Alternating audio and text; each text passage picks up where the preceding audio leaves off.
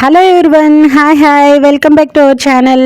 ఎలా ఉన్నారు? నేనైతే చాలా బాగున్నానండి. ఈరోజు నేను మీకు టమాటా నిల్వ పచ్చడి ఎలా పెట్టాలో చూపిస్తానండి. నేనైతే మా అమ్మగారి దగ్గర నేర్చుకున్నాను. సో దీనికోసం అయితే నేను ఇక్కడ 10 కేజీల టమాటా పళ్ళు, ఎర్రని పళ్ళుని తీసుకొని మంచిగా వాష్ చేసేసుకొని తడి లేకుండా ఒక మంచి క్లాత్తో, కాటన్ క్లాత్తో క్లీన్ చేసుకొని ఇదిగోండి ఒక్కొక్క పంటని కూడా నేను 6 పీసులుగా కట్ చేసుకుంటున్నాను. మీకు చూపించాను చూసారా? ఈ తొడుములు అనేవి తీసేయాలి. తొడుములు అనేది తీసేస్తేనే పచ్చడి బాగుంటుందండి, లేదంటే పచ్చడి పాడయ్యే అవకాశం కూడా ఉంటుంది.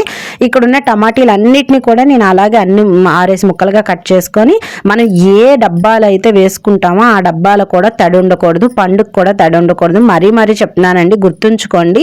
తడి ఉంటే గనక పచ్చడి పాడైపోతుంది. తడి లేకుండా పళ్ళన్నీ నీట్గా ఇలా కట్ చేసుకోవాలి. కట్ చేసుకున్నాం కదండి. ఈ కట్ చేసిన పళ్ళన్నిటిని కూడా టోటల్గా నేను పీసెస్ అన్ని ఇందులో వేసేసి ఫస్ట్ డేనే కట్ చేసిన వెంటనే నేను ఇక్కడ ఒక 3/4 కేజీ వరకు సాల్ట్ అనేది వేసుకుంటున్నానండి. సాల్ట్ కన్నా రాళ్ళుప్పు వేసుకుంటే మనకి చాలా బాగుంటుంది పచ్చడి. స్టోరేజ్కి రాళ్ళుప్పు ఇంకా బాగుంటుందండి. దీనిలోనే పసుపు కూడా ఒక 6 స్పూన్స్ వరకు కూడా వేసుకొని దీన్ని కింద నుంచి మీద వరకు బాగా కలుపుకోవాలి. మీరు కలపలేకపోతే కనుక దీన్ని టాస్క్ చేసుకుని మంచిగా కలుస్తుంది. ఇలా మూత పెట్టేసి నెక్స్ట్ 3 డేస్ కూడా ఎవ్రీడే మార్నింగ్ స్నానం చేసి మంచిగా పచ్చడిని అనేది కలుపుకోవాలి. నేను ఫస్ట్ డే వేసాను కదండి, సెకండ్ డే, థర్డ్ డే కూడా ఉంచేసాను. 3 డేస్ కూడా మంచిగా దీన్ని కింద నుంచి మీద వరకు కలుపుకొని మూత పెట్టేయడమే. ఇందులో ఏం కలపకూడదు. 4th డే మార్నింగ్ మాత్రం నేను ఇక్కడ చింతపండు అనేది రెడీ చేసుకుంటున్నాను. నేను 3 డేస్ ఎందుకు ఊరబెడుతున్నానండి, మొక్క ఎంత ఊరితే అంత టేస్ట్ ఉంటుందండి, పచ్చడి సూపర్గా ఉంటుంది. కాబట్టి దీనికోసం నేను ఇక్కడ 3/4 కేజీ వరకు కూడా చింతపండు తీసుకున్నాను. ఈ చింతపండు చాలా పుల్లగా ఉంటుందండి.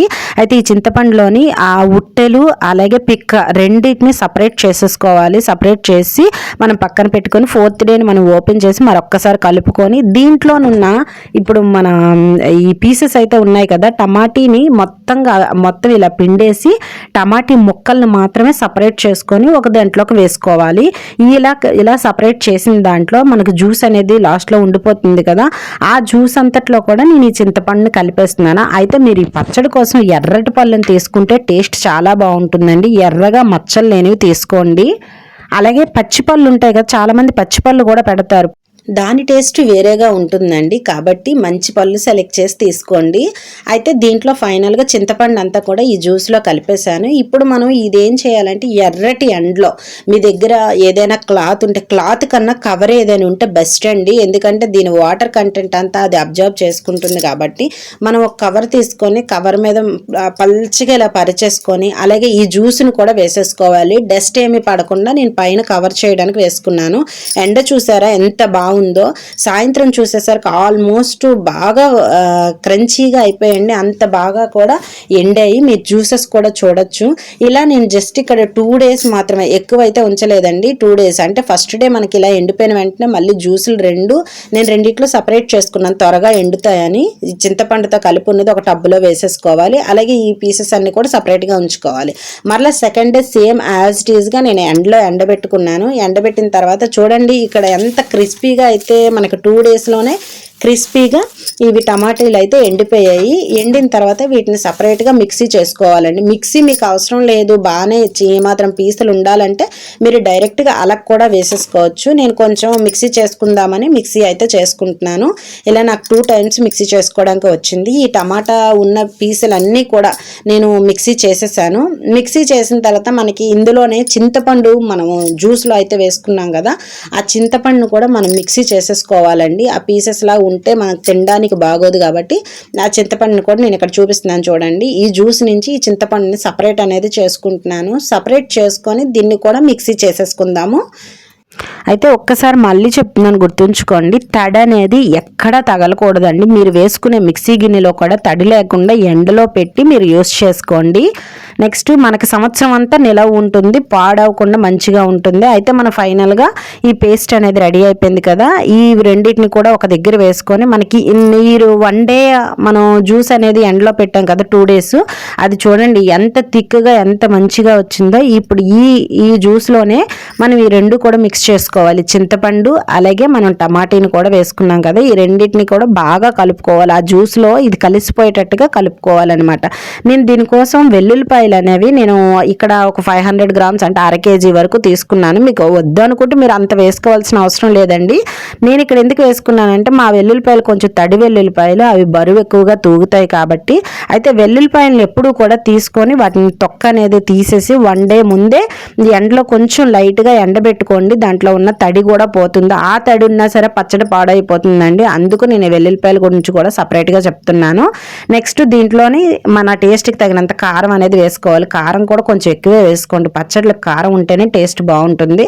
అయితే నేను ఇక్కడైతే అర కేజీ కారం వరకు వేసుకున్నానండి. ఈ కారం స్పైసీ కూడా చాలా ఎక్కువ. ఓన్లీ పచ్చళ్ళకి మాత్రమే ఈ కారం యూస్ చేస్తాను. ఇక్కడ సపరేట్గా మనకి పచ్చళ్ళ కారం అంటే ఇస్తారు. సో దీని అంతటిని కూడా వేసుకొని ఈ పచ్చడిలో బాగా కలిసేటట్టుగా ఎక్కడ ఉండలు లేకుండా మంచిగా కలుపుకోవాలి. ఈ కలుపుకున్న పచ్చడిలో చూస్తున్నారు కదా, నేను ఫైనల్గా అన్నీ కలిపేశాను. ఇప్పుడు దీంట్లోనే ఇంకా ఇంత లిక్విడ్ లాగా కూడా ఉండకూడదండి.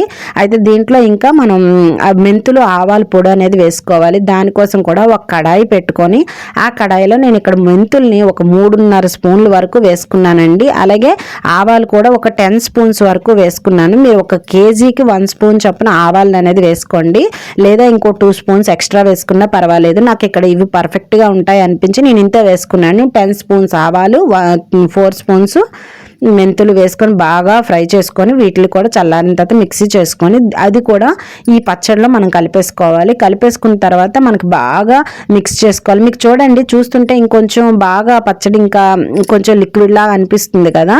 దీంట్లో మనం ఇంకేంటంటే వెల్లుల్లిపాయలు ఉన్నాయి కదా, నేను ముందు చెప్పాను కదా, ఎండబెట్టి తీసుకున్న అర కేజీ వెల్లుల్లిపాయలు కూడా వేసేసుకొని మంచిగా కలిపేసుకున్నాను. చాలామంది తాలింపులో వేసుకుంటారండి. తాలింపులో వేసుకునే కన్నా ఇలా వేసుకుంటే మనకి అవి ఊరుతూ ఉన్న కొలది వెల్లుల్లిపాయ ఫ్లేవరు టేస్ట్ చాలా బాగుంటుంది. నెక్స్ట్ నాకు పచ్చడి కన్సిస్టెన్సీ చూస్తే కొంచెం మరీ లూజ్గా ఉందండి. కాబట్టి నేను 1 డే ఎండలో పెట్టాను. ఎండలో పెట్టిన తర్వాత చూసారా ఎంత థిక్గా వచ్చిందో. ఇలా వస్తే గనక పచ్చడి ఎన్నాళ్ళైనా పాడవదండి. కరెక్ట్గా చూడండి, ఒక్క చుక్క కూడా తడి అనేది కనిపించకూడదు. అది టమాటీ వాటర్ అయినా. నెక్స్ట్ దీనికి ఇప్పుడు మనం తాలింపు అనేది సిద్ధం చేసుకుందామండి. ఇందులో పెద్ద ఇంగ్రీడియంట్స్ ఏమీ అవసరం లేదు. తాలింపుకి ఒక మంచి కడాయి పెట్టుకొని ఆ కడాయిలో నేను ఇక్కడ ఆయిల్ అనేది వేసుకుంటున్నాను. 1 లీటర్ వరకు కూడా ఆయిల్ వేసుకుంటున్నానండి. తర్వాత కావాలంటే మీరు వేసుకోవచ్చు. నేను ఇక్కడ పల్లి ఆయిల్ అంటే వేరుశనగ పలుకుల నూనె అనేది వాడుతున్నాను. ఇది బాగా హీట్ అయిన తర్వాత ఆయిల్ ఆవాలు, జీలకర్ర, ఎండుమిర్చి అలాగే మినపప్పు కూడా వేసుకుంటున్నాను. మీకు కావాలంటే మీరు కరివేపాకు కూడా వేసుకోవచ్చండి. అయితే నేను ఇంకా ఎక్కువగా ఏం వేసుకోవట్లేదు. ఇది గోరువెచ్చగా ఉన్నంత వరకు పక్కన పెట్టేసుకోవాలి. ఇలాంటి సమయంలో ఇంగువ అనేది యాడ్ చేసుకోవాలి. ఇంగువ యాడ్ చేసుకున్న తర్వాత బాగా కలుపుకొని బాగా చల్లారిన తర్వాత మనం పచ్చడిలో తాలింపు అనేది మిక్స్ చేసుకోవాలి. అయితే నేను వేరే రకంగా కూడా పచ్చడి లాస్ట్ ఇయర్ పెట్టానండి. ఆ పచ్చడి కూడా మీకు కావాలంటే లింక్ నేను పెడతాను, మీరు వెళ్ళి చూసుకోవచ్చు. అది చాలా తొందరగా అయిపోతుందండి. ఇంత ప్రాసెస్ కూడా ఉండదు. టేస్ట్లో కూడా కొంచెం డిఫరెన్స్ ఉంటుంది దీనికి దానికి. అయితే అది కూడా వెళ్ళి ఒకసారి వాచ్ చేయండి, ఎలా చేసుకున్నా పర్వాలేదండి. అయితే మన పచ్చడి ఫైనల్గా రెడీ అయిపోయింది. చూసారా ఎంత ఎమ్మీగా కలర్ఫుల్గా ఎంత టేస్టీగా ఉందో. చాలా టేస్టీగా ఉందండి. అంతేకాకుండా ఇలా ఉండేటప్పుడు ఆయిల్ మనకు కనిపించదండి. తర్వాత మనకు ఆయిల్ అనేది పైకి అనేది తేలుతూ ఉంటుంది. నెక్స్ట్ ఇంకోటి ఏంటంటే నేను బౌల్లో తీసి చూపించాలనుకున్నాను, మర్చిపోయానండి. పిక్ అయితే తీసాను, వీడియో అనేది మిస్ అయిపోయింది. సో నేను ఇక్కడ ఒక డబ్బా ఒక కంటైనర్లోకి ఎత్తుకున్నాను. మీ దగ్గర గాజు ఉంటే కనుక అందులో స్టోర్ చేసుకోండి. నాకు 3 kgs పచ్చడి వరకు వచ్చింది. 3.5 వరకు ఉంటుందండి. ఫైనల్గా ఒక పిక్ పెడతాను చూడండి, ఎంత కలర్ఫుల్గా ఎమ్మీగా టేస్ట్లో అయితే సూపర్గా ఉందండి. ఒక్కసారి మీరు ఈ విధంగా ఇదే కొలతల్లో ఇలాగే ట్రై చేయండి. మీకు ఎలా వచ్చిందో కామెంట్ చేస్తూ లైక్ చేస్తూ సబ్స్క్రైబ్ చేసుకోవడం మర్చిపోవద్దు. Thank you.